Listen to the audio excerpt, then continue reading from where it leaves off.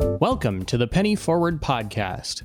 Penny Forward is a community of people who are blind, their families, and friends who share an interest in financial independence.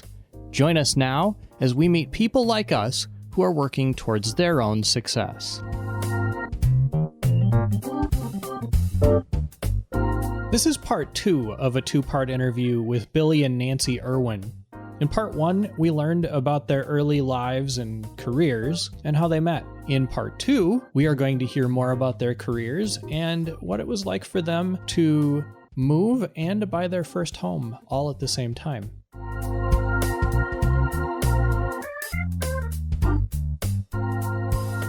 Nancy, it sounds like Billy had a lot of periods of frustration and challenging times throughout his career. Did you ever have any of those? I will be honest with you and say that I have been very blessed in the organizations that I have worked for. And I think largely because their business has been the rehabilitation of individuals that are visually impaired. And in the case of, the organization I work for now, the education of students that are visually impaired. So honestly, as an organization and them understanding what my needs are, I have not had the same level of attitudinal difficulties. I think mine have been more technological in nature. And those are sometimes things we can fix, and sometimes there's things that we can't.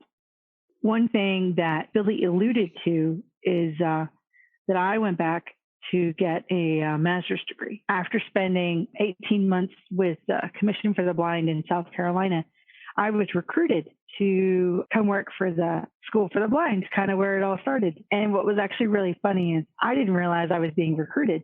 I was at an NFB convention here in South Carolina, and I was showing somebody a piece of equipment and explaining it to them, and had their hands all over it, and was walking them through what the buttons did and answering questions. And I had no idea that my future boss was standing right behind this person, listening to everything that I was saying and how I was explaining things. And he comes over and he goes, "So tell me what you do again." And I was telling him what my job was and that kind of thing.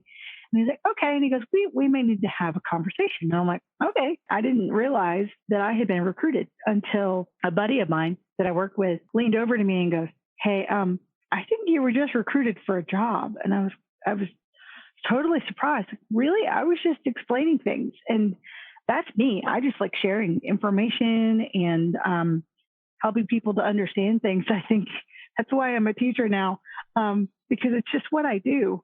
But yeah, I did that. And for the next 4 years, and then last year of student teaching, I have been working on my master's and working full time. And as of about 3 weeks ago, I signed my paperwork and my teacher certificate has come through, and I am now officially a teacher of the visually impaired. That's amazing, and that's a big change for you, but it's not the only big change for you both, is it? No, it's certainly not. So talk more about some of those other changes. Well, where we are now as compared to where we were in January of last year is vastly different.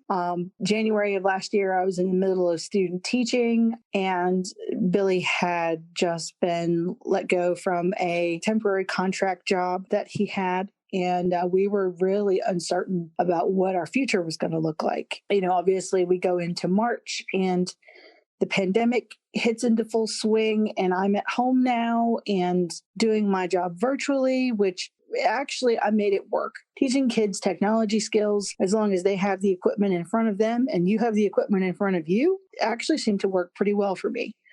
Somewhere around, I think it was March or April, Billy was sent an email by the Commission for the Blind, and they asked him to consider applying for a position. And he applied, and he got a job working for Clemson University in their IT department. And I'll let him go into more details about that. But what that meant for us is that we were living in Columbia, South Carolina at the time, and Clemson is 2 hours in the northwestern part of the state from Columbia. And so we were obviously going to have to move. And so we did something totally crazy. We actually bought our own house. And that's a huge thing.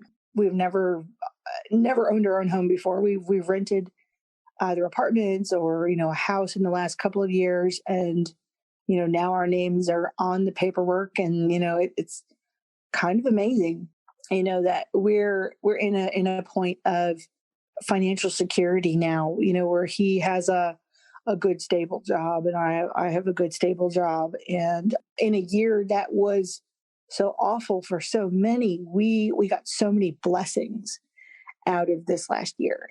Billy, what was it like to start a new job, move, buy a new house, buy your first house, all in such a short period of time? Well, I have to say it was shocking and overwhelming, to say the least.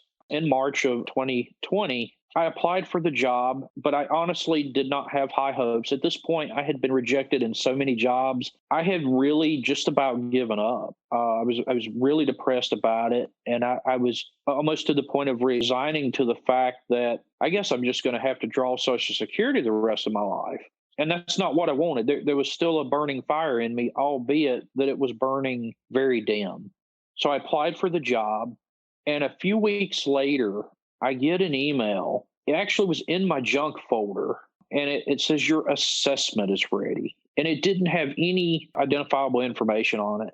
And it was because they used a third party to generate the assessment. But I honestly deleted the email. I said, no, I don't know what this is. I'm not clicking on it. That's the IT security person in me. And so I deleted this message. Another week or two went by. I get another one. And this time it said, you have 24 hours left in your assessment. And Nancy happened to be sitting in my office. I said, you know what? I don't know what this is, but the curiosity is killing the cat.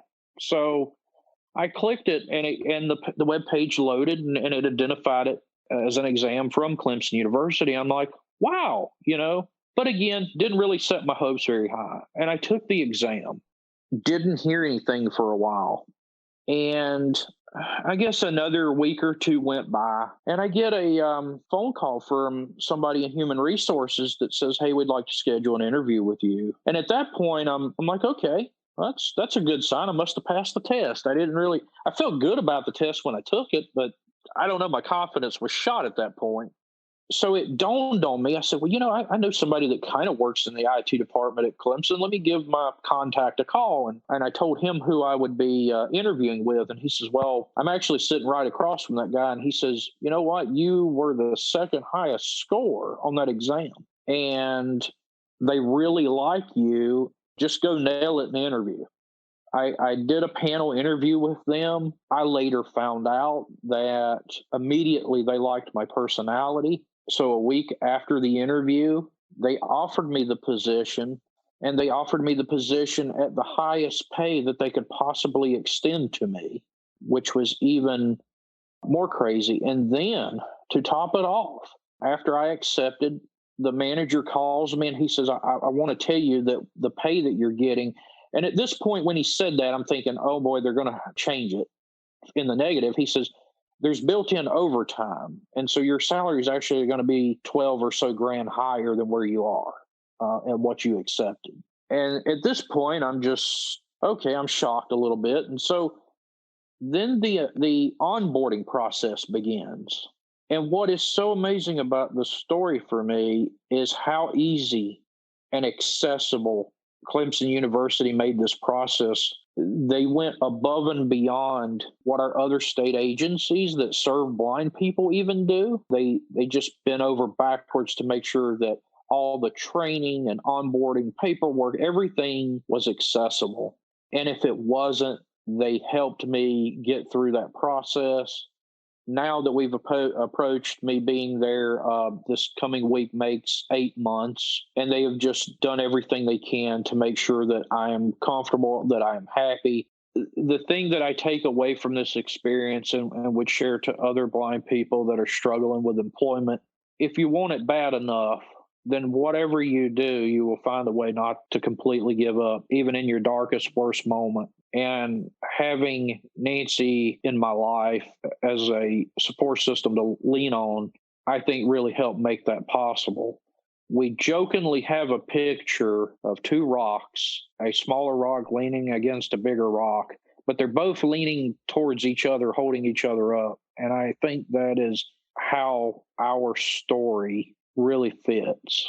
It really helps to have that support system, but it also helps to know that whatever your destiny is, it will be revealed to you in the right time. And one of the things that you'll know, and one of the things I figured out through this experience, when that particular thing is right for you, you won't have to fight at all. You won't have to struggle for it. You won't have to, if you're having to fight so hard to be employed somewhere, or if you're fighting so hard to be accepted somewhere, maybe that isn't the place you really want to be. It is so nice to be somewhere where people want you to be there and that you don't have to fight to be there. That is such good advice. Thank you for sharing that. Nancy, how did the two of you decide to buy a home? I guess it was just sort of like, well, we're tired of living in apartments and our rent, was insane, and it was going to be even more insane. And everybody I know kept saying, if you guys could buy a house, your mortgage would be cheaper than your rent and you would own it. When Billy got his job, they were gracious enough to let him work remotely for a while, because frankly, the whole world was working remotely, at that point. This is over the summer. And while he was doing so, we were looking for houses from afar. A friend of mine from when I used to work at the Commission for the Blind, she and her family, they moved to Virginia. And so we didn't see him very much anymore, but we talk on the phone a lot. And they happened to mention, oh, hey, yeah, I have a sister-in-law who's a real estate agent, and she's really a really awesome person. And she goes and, crawls in the crawl space and crawls in the attic, and she'll tell you if she thinks something's not good for you. And we need people like that. If we're going to, be two blind people buying a house, if it looks bad, we need somebody to tell us, because I can't always tell, I don't have enough vision to do that anymore. So we really needed a real estate agent who was honest, and she was great. And we got lucky. We looked at, I think, 3 or 4 houses that day. This was the first day we went looking. And the very last house we looked at was one that I think my sister had found on Zillow or something. And it had only been on the market for 24 hours. And it was the last house that we looked at. And it's the one that we're currently living in. Now, as far as the house buying process and the accessibility of that was kind of hit or miss. I found personally accessing some of those things on an iPad as opposed to doing it on my computer seemed to work a little better. There were times when I had to get sighted assistance from my family just to kind of make sure that I was reading things correctly, because they weren't always accessible with JAWS or VoiceOver. I'm talking about all the paperwork you have to sign. And, and then when it came to doing stuff with the attorney, I emailed them and said, hey, the online portal that you've sent stuff to me in makes it inaccessible, but it's clearly a PDF of some sort. Can you send me the originating document? And they did. And so they were really great about, making sure we had all the paperwork and we knew what was going on. We got paperwork from the county and stuff. And that stuff's not particularly accessible. So I try to scan it first. And if I don't have any luck, then I, FaceTime. Billy, did either of you have any misgivings or was maybe just picking another apartment an option that you considered? I looked at my salary and I had moved around a lot, and I honestly was just so tired of the moving process in general.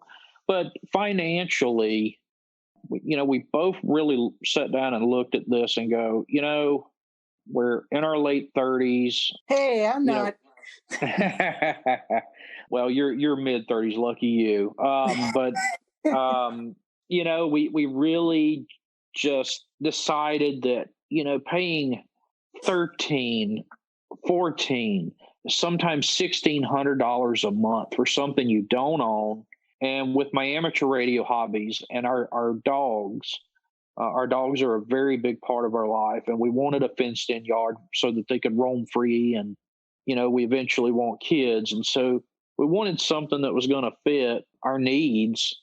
And we rented our first house prior to buying this house. And when we started renting the house, it was $11.95 a month. And, we stayed there for 2 years. And if we'd have stayed another third year, it was going to go up to almost $1,400 a month. And it was a small house that was built in the 80s, about 1,100 square feet, 3-bedroom, 2-bath, not much to it. And essentially was a slab home. So, it really seemed, the housing market, this was at the time a good time to buy. And so now we're actually paying, right at about $1,000 a month by the time the insurance and things that are built into the mortgage payment. We're paying less, and that's locked in for the next 30 years. And we don't have to worry about that magically going up. Our house that we bought, it was built in 2006, so it's not all that old. It's been a very well taken care of house.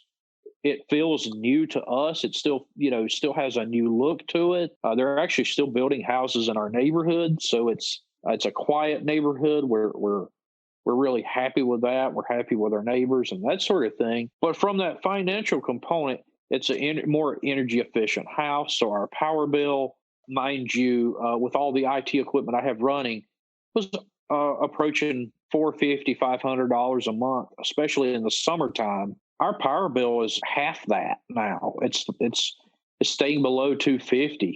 We do have gas, but that's actually pretty low for heating the house and the hot water heater. So we're saving money. Yes, we're responsible for maintenance, but we now have control of the quality of maintenance that we get. And so I would implore any blind or visually impaired folks to take the time, while it seems time consuming, take the time to figure out what the process is like. And if you're worried about taxes, see if your state has homestead exemption. That's something that we did, and that helps a lot with the tax burden. I'm here to tell you, as a blind person, if you want a house and you want that sense of ownership and independence, it's available to you if you become disciplined in your finances. I think kind of going along with what Billy said, yeah, it was difficult and a little scary. And let's be honest, Billy was working and it was over the summer. And so I was the one largely handling the paperwork. It was terrifying. It's definitely been a growing experience. If I had to say anything to anybody, whether it be about buying a house or getting a job or going to college or getting a guide dog or letting your blind kid go out in the world on their own to walk down the street to the playground, it's going to serve you well throughout the rest of your life with everything you do.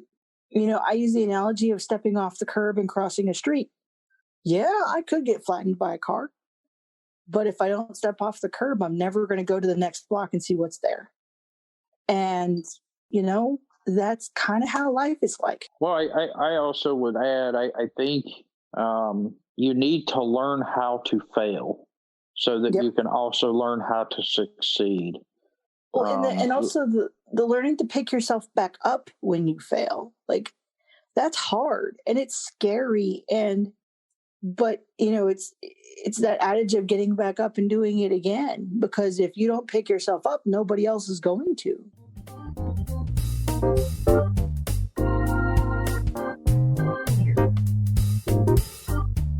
We'll hear the conclusion of this interview in a moment, but first, a brief word from our sponsor. Does your production need something complicated? For example, do you want to fill up Lake Michigan with hot chocolate, top it off with whipped cream and a maraschino cherry, all to the cheering of 25,000 extras? Cue the Air Force. Cue the maraschino cherry. Okay, 25,000 cheering extras. If so, SuperBlink has got you covered. If your needs aren't so complicated, SuperBlink has also got you covered. Visit www.superblink.org to learn more.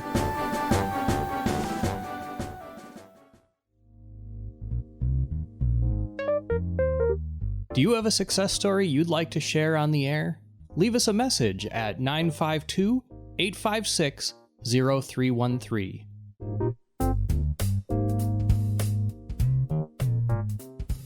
So, Billy, what was it like when you got the keys for the first time and opened the front door?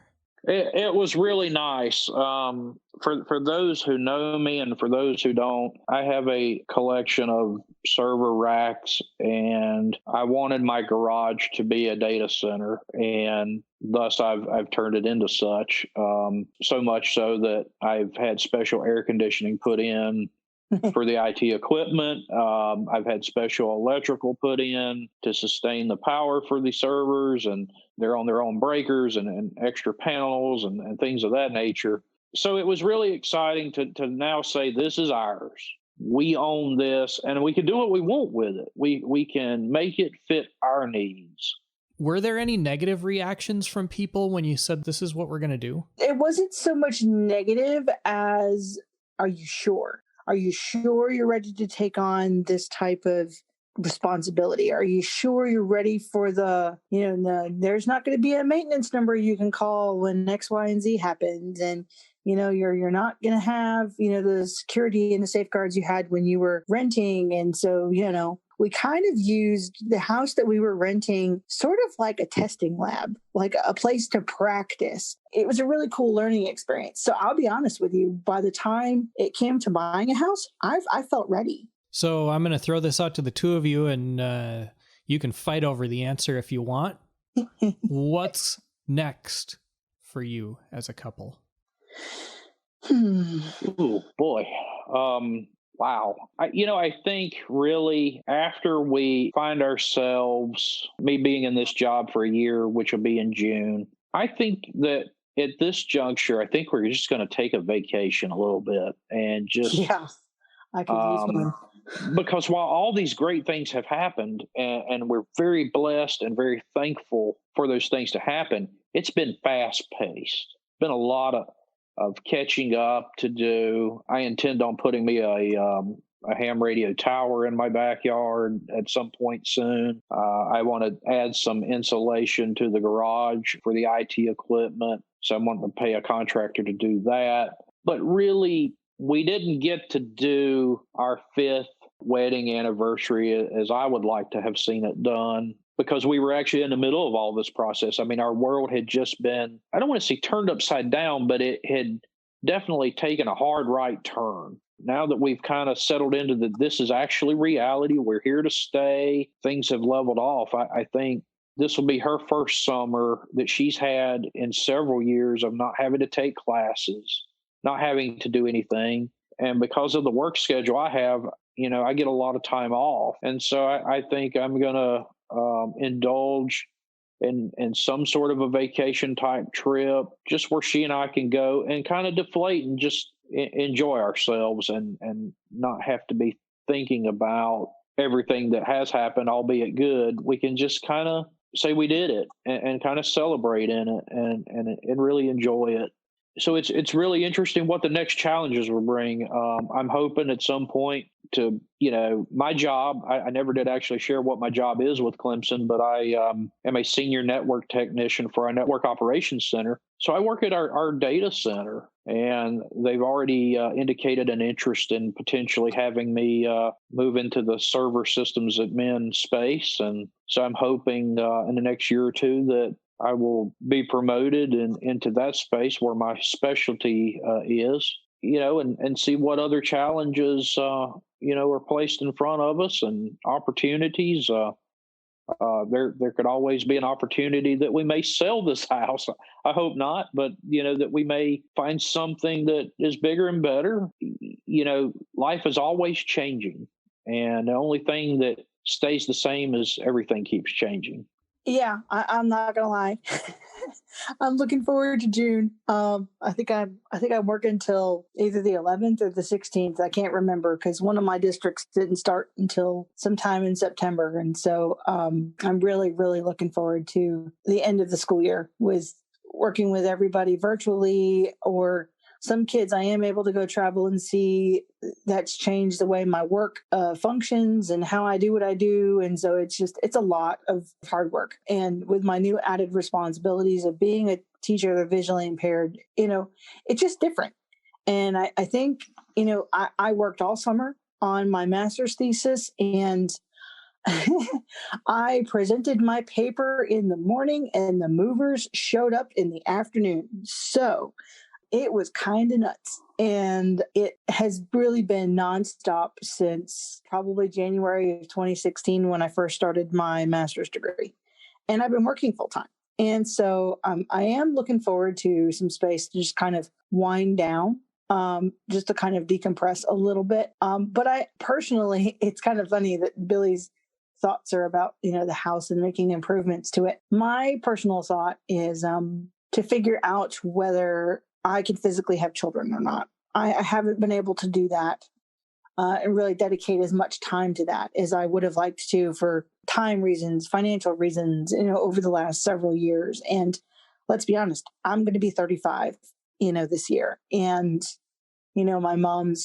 my mom's words of, your eggs are as old as you are definitely ring in my brain and kind of make me sad. And so I kind of want to find out, can I do this naturally or not? Do we need to consider, IVF, which is really expensive, or do we want to go down the road of providing a home for a child that needs one? And I'll be honest with you, I'm kind of leaning more toward the latter if I had to choose between IVF and adopting a child, but that brings in a whole another level of stuff that we would have to figure out and learn. And the composition of our house, they would have to have their own space and, all of these other things. And could we do that here? Would we need to be in a different space to support bringing a child, or adopting a child? So there's lots of things to consider. And, they do float around in the back of my mind. And I do occasionally ponder upon them from time to time. But it's one of those things that I'm kind of like, I can't think too deeply about. I do wonder about, but let me get through this period and then we'll see where we are. I think what's cool about where we are in our period in life is the sky's the limit, really, at this point. I really have no... everybody talks about what's your 5-year plan? I don't know. I have no idea. Right now it's been surviving this school year. And, because who knows what next school year will be like. Nancy, I want to close with this. You can throw it over to Billy when you're done with your answer. But what advice would you have to give somebody that is, I guess, younger than you and looking at their life in the future and maybe not sure what it's going to be like? Don't be afraid to try things. People used to say, oh, well, she's just finding herself, when I was off at a monastery for a year. And they look at back and I've gotten questions of, you're a TVI and you went to college for theater and you started out in broadcasting? How does that make sense? And I'm like, but you know what? I didn't know where my interests lay. And I didn't know where I was going to go, and the thing about those 2 internships that I did is that I thought I was going into the ministry. That's what I thought I was there to do. But you know what kept happening? All these blind people kept appearing. There was 2 in Cambridge. I was invited to go to the NFB meeting in Cambridge. In Louisville, I worked down the street from APH and I met, Larry Scootkine and I met various people. And there was a lady in our church that all she wanted to do was be able to participate in the church service. And so I had learned how for myself to make the print bigger and so that I could send her out a digital copy of her bulletin that she could read on her iPad. And so what kept happening to me is because I wasn't aware of it at the time, but my skill set of things that I was doing for myself, making the world better for myself, were also inherently making the world better for other people in a small way. And I think sometimes stepping back and looking at things around you that you're already doing, you may find the path that you're meant to wander down and you didn't even know it. And start there. And you know what? I would also say, don't think about, I need to go work with a specific company or I need to go do a specific type of thing, because you don't. I really feel like the limitations that we place upon ourselves are just as detrimental, if not more so, than the limitations that society places upon us as blind people. And I would say, just get out of your own way. So to add to that, I think the best advice I could give anybody is grow where you're planted. And once you outgrow that space, venture out. But at the same time, don't think so far ahead about the future, because that will limit you from seeing what is in front of you today.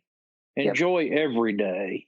Make the most of of each day. Do the best you can. Give it your all in whatever it is that you're doing. Somebody will come along and recognize what you have to offer and what you can contribute. Nancy and Billy, I have really enjoyed getting to know you.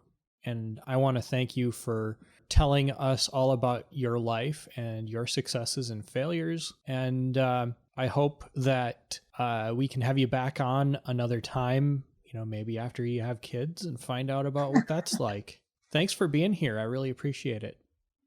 Thanks for having us. It was truly a pleasure. I hope you have enjoyed this week's interview, and we'll tune in again next time.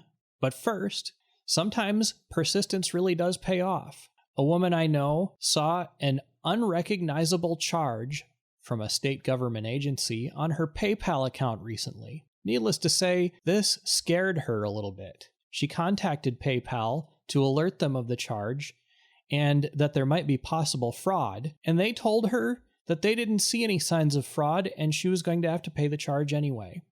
She contacted me, and I gave her this advice. Write a letter to PayPal and let them know that you believe that you have been fraudulently charged. Keep records of all of the conversations you've had with anyone involved in the fraud so that you can provide that along with the letter. Finally, be patient, and after sending the letter, things will probably turn out in your favor. She did, and things did turn out in her favor. The charge was eventually removed, and now everything's fine.